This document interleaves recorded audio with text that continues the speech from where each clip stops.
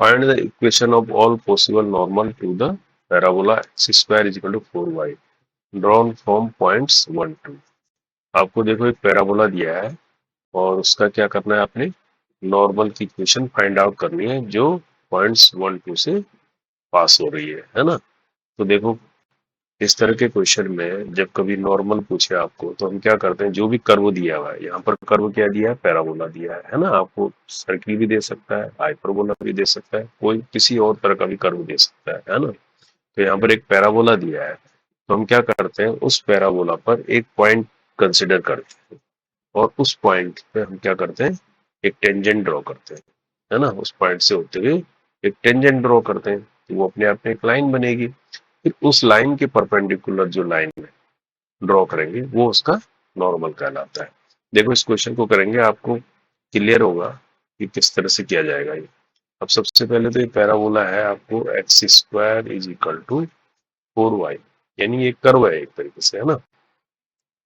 तो पैराबोला दिया है यहाँ पे कर्व को, तो इसको जनरल से कंपेयर करेंगे तो हमारे पास क्या है, X square equal to 4ay होता है ये, है ना। तो यहाँ से 4a आपके पास क्या है, 4 के बराबर है, यानी a आपके पास 1 है। ये इंफॉर्मेशन आपको इस पैराबोला से मिली। और दूसरा ये इंफॉर्मेशन मिली कि ये किस तरह का पैराबोला है, वाई एक्सिस पर है ना, यानी अपवर्ड पैराबोला है ना। पैराबोला तो आपने पढ़ा होगा। तो इस तरह सा पैराबोला है ये, देखिए अगर मैं इसको बनाऊं तो इस तरह का पैराबोला है ये, ठीक है। अब हम क्या करते हैं, हमें इस पर नॉर्मल ड्रॉ करना है, किसी पॉइंट से होते हुए 1 1 2 से जाते हुए एक नॉर्मल ड्रॉ करना है। तो उसके लिए हम सबसे पहले क्या करते हैं, उस पर एक पॉइंट पी लेंगे, कहीं पर हमने यहाँ पर पी पॉइंट लिया और इस पी से जाते हुए एक टेंजेंट ड्रॉ करेंगे। मान लीजिए टेंजेंट हमने ड्रॉ कर दिया, एक स्ट्रेट लाइन ड्रॉ कर दी इस पॉइंट पी से जाते हुए, ठीक है। तो इसको बोल दिया हमने पॉइंट पी, पॉइंट पी बना दिया इसको, है ना।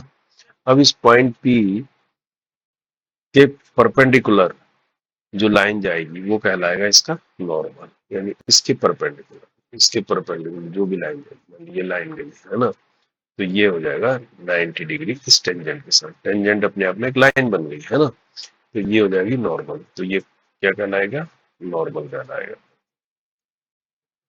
और ये क्या कहलाएगा, टेंजेंट कहलाएगा।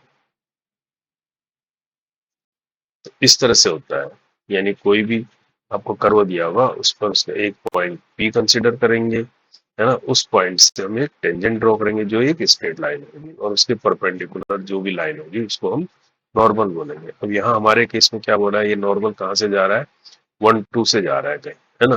तो 1 2 कहीं पर पॉइंट होंगे, मान लीजिए 1 2 पॉइंट है ना। तो इससे ये जा रहा है आगे, एक पॉइंट है, ठीक है। अब पैराबोला पर कोई भी पॉइंट कंसिडर करने का क्या तरीका होता है, अब ये किस तरह का पैराबोला है, अपवर्ड पैराबोला है, तो इसके पॉइंट किस तरह से होते हैं, 280 80 स्क्वायर, समझ गए। अगर एक्स एक्सिस पे होता है तो 80 ये अपोजिट होता है, 80 स्क्वायर 280, यहाँ पर होगा 280 और 80 स्क्वायर। अब हमारे पास क्या है, ए तो हमको पता है, तो हम इस पॉइंट को कैसे कन्वर्ट कर सकते हैं, ए 1 है तो ये हो जाएगा 2t और ये हो जाएगा खाली ए स्क्वायर, यानी पॉइंट ऐसा बन गया। यहाँ तक हमें इंफॉर्मेशन मिल गई। अब क्या करते हैं कि जो ये टेंजेंट गया है ना, इसका ये अपने आप में एक स्ट्रेट है, इसका स्लोप निकाला जाता है। स्लोप किससे निकलेगा, जो कर्व दिया है उससे आपको स्लोप निकाला, तो निकालेंगे क्या, slope of tangent. Slope of tangent, slope of tangent कहाँ से निकलेगा, dy बाई डी एक्स होगा ये, इसका कर्व का, है ना। और किस पॉइंट पर निकालेंगे, पी पॉइंट पे, ये निकालेंगे स्लोप।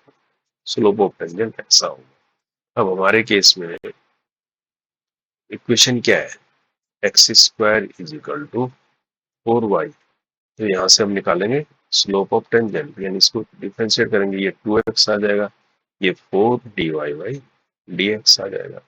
तो आपको क्या मिला यहाँ से, dy बाई dx, यानी जो स्लोप मिला, किसका स्लोप मिलेगा, टेंजेंट का, ये मिलेगा 2x अपॉन 4,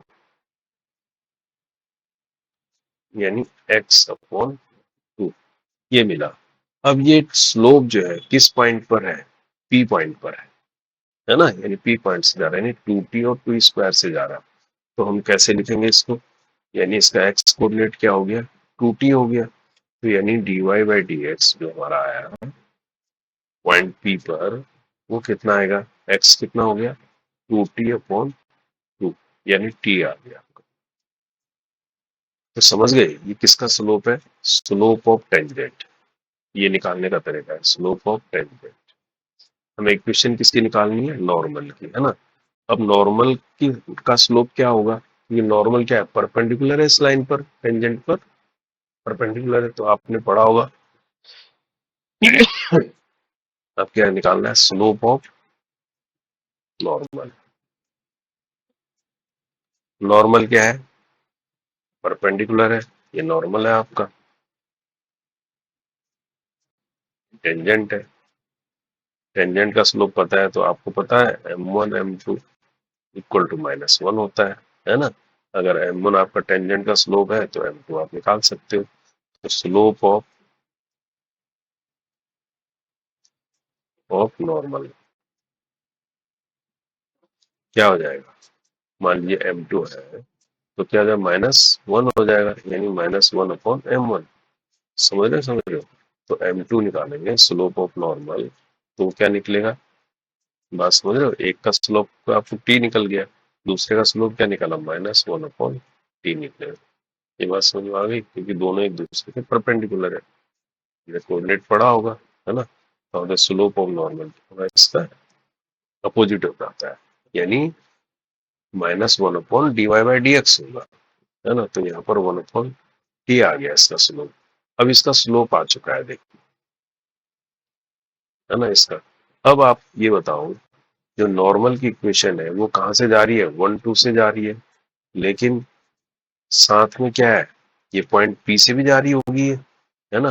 तो पॉइंट P आपके क्या निकले, अब यहाँ से पॉइंट P हमारे पास है ये। कहने का मतलब आपके पास ये देखें, ये नॉर्मल है, नॉर्मल पर पॉइंट क्या है, 1 और 2, ठीक है। पॉइंट और नॉर्मल और पॉइंट ऑन टेंजेंट पर क्या है, 2t/t², ये पॉइंट है। अब आप ये समझ रहे हो, दोनों पॉइंट क्या है, एक इस तरह से है, ये टेंजेंट पर पॉइंट है P, और ये नॉर्मल पर पॉइंट है कहीं, ये नॉर्मल पर पॉइंट है 1 2, और इस पर पॉइंट है क्या, 2t/t²। तो हम इसकी इक्वेशन बना सकते हैं, अगर हमारे पास दो पॉइंट हो तो इस नॉर्मल की इक्वेशन बन जाएगी ना। नॉर्मल की इक्वेशन क्या बन जाएगी, y-y1 y2 - y1/x2 - x1 और x-x2, ऐसी तो होती है। अगर दो पॉइंट आपको पता हो, उसकी इक्वेशन क्या बन जाएगी, ये पता लग जाएगी, ये इस P से भी तो जा रहा है ये नॉर्मल। तो आपके पास ये मिल गया। अब किसी एक को ले लो, आप लेना है 1 2 और 2 के खिलाफ से, तो y-2 ले लेता हूँ मैं, इसको इसको x1 y1 मान लेता हूँ, इसको x2 y2 मान लेता हूँ। समझ रहे, y-y1 हो गया 2। अब y2 कितना हो गया, t² -2 कितना हो गया, 2t-1, और x-x1 कितना हो गया, 1। ये इक्वेशन आ गई। तो यहाँ से देखो आपको क्या मिलता है। अब देखो आपको क्या इंटरेस्टिंग चीज मिलेगी, y-2, ये जो स्लोप है, ये वाला स्लोप है ना, ये स्लोप, ये हम कितना निकाल चुके हैं, -1/t निकाल चुके हैं, है ना। तो इसका मतलब हमारे पास से देखो, t²-2/2t-1, ये किसके बराबर है, ये स्लोप ऑफ नॉर्मल ही तो है, स्लोप ऑफ नॉर्मल। अगर दो पॉइंट दिए हुए तो स्लोप ऑफ नॉर्मल है y2 - y1 और x2 - x1, ये किसके बराबर होगा, -1/t के बराबर होगा, होगा नहीं होगा। तो इसका मतलब यहाँ से अगर क्रॉस मल्टीप्लाई करें तो क्या आ जाएगा, t³ और इधर क्या आ जाएगा, -2t+1, 2t से 2t कैंसिल, तो t³ किसके बराबर आ गया, 1 के बराबर आ गया, यानी t बराबर 1 आ गया। यहाँ से t बराबर आपको 1 आ गया। अब t आपको मिल चुका है, तो आप यहाँ रख दो, आपको ये इक्वेशन निकालनी है ना, टी मिल चुका है तो यहाँ पर रखेंगे टी स्क्वायर यानी 1 माइनस 2, यहाँ पर क्या आ जाएगा 2 माइनस 1, यहाँ पर हो जाएगा x माइनस 1, तो y माइनस 2 इक्वल टू ऊपर क्या आ जाएगा -1, है ना, तो ये नीचे तो 1 ही है, तो x माइनस 1। अगर इसको और मल्टीप्लाई करोगे तो y माइनस 2 माइनस अंदर चला जाएगा माइनस एक्स प्लस 1, और इसको मॉडिफाई करेंगे तो क्या आ जाएगा, x इधर ले लेंगे तो x प्लस वाई आ जाएगा ये, और -2 इधर चला जाएगा तो क्या बन जाएगा 2 + 1 3। तो ये किसकी equation I, equation of normal, समझ रहे, तो ये इक्वेशन ऑफ नॉर्मल है। तो आपको ये समझ में आ गया होगा अगर कॉन्सेप्ट क्लियर है तो आपको, है ना, इक्वेशन ऑफ नॉर्मल। तो ये आपका आंसर हो गया, है ना, तो आंसर हो गया ए, ए इज द